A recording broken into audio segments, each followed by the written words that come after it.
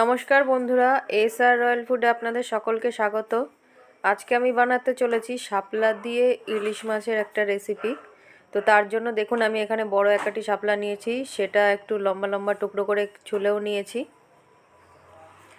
আর এখানে নেওয়া আছে ইলিশ মাছ, মাছটা একটু অল্প করে ধুয়ে নিয়েছি।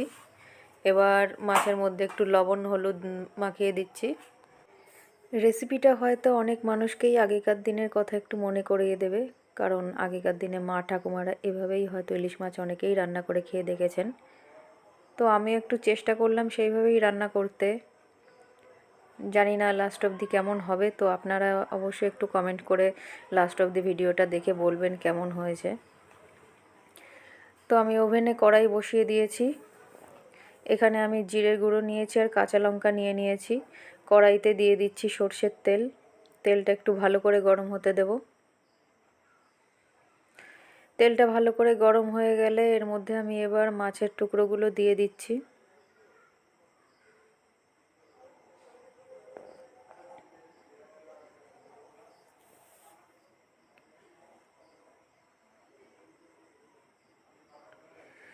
মাছটাকে একটু এপিট ওপিট করে হালকাভাবে ভেজে তুলে নেব।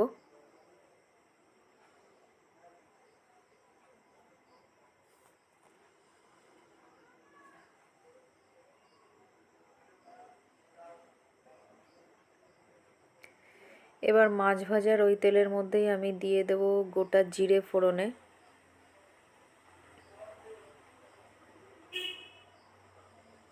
ফোড়নটা লাল লাল হয়ে আসলে এর মধ্যে এবার আমি শাপলাটা দিয়ে দিচ্ছি।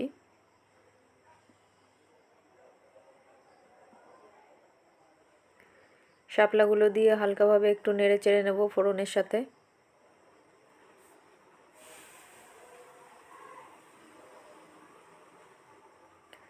এবার এই শাপলার মধ্যেই আমি দিয়ে দিচ্ছি লবণ আর দিয়ে দেব হলুদ গুঁড়ো।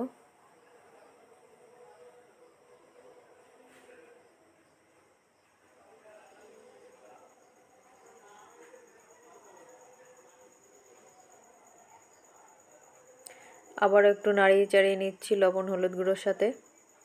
এবার দিয়ে দিচ্ছি চিনি, পরিমাণ মতো চিনি দিয়ে দেওয়া হচ্ছে। আপনারা আপনাদের ইচ্ছে মতন চিনিটা দেবেন, কেউ না চাইলে নাও দিতে পারেন। এবার চিনিটা দিয়ে দেওয়ার পরে আমি দিয়ে দিচ্ছি চিড়ে রাখা কাঁচা লঙ্কাগুলো। তারপরে দিয়ে দিচ্ছি জিরে গুঁড়োটা।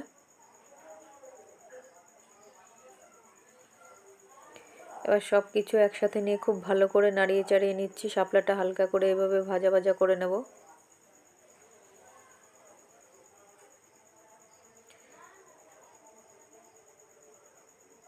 নাড়তে নাড়তে শাপলাটা দেখুন বেশ সুন্দর মজে এসেছে আর শাপলার জলও টেনে গেছে। এবার এর মধ্যে আমি দিয়ে দিচ্ছি একটু উষ্ণ গরম জল। অল্প করেই জল দিচ্ছি, খুব বেশি জল দেব না।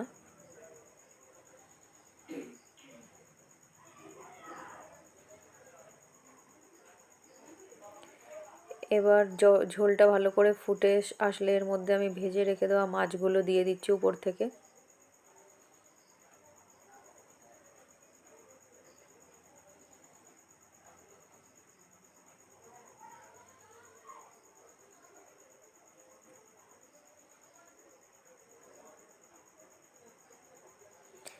সব শেষে উপর থেকে ছড়িয়ে দিচ্ছি দুটো তিনটে কাঁচা লঙ্কা, চিড়ে নিয়েছি লঙ্কাটা।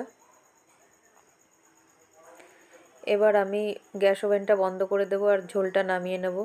তো বন্ধুরা দেখুন, রেসিপিটা দেখতেও সুন্দর হয়েছে আর খেতেও অপূর্ব হবে আশা করি। আপনারা অবশ্যই এই সিজনে এইভাবে একটু মাছ রান্না করে দেখবেন কেমন লাগে। তো ভালো লাগলে আমার চ্যানেলটিকে লাইক শেয়ার ও সাবস্ক্রাইব করবেন।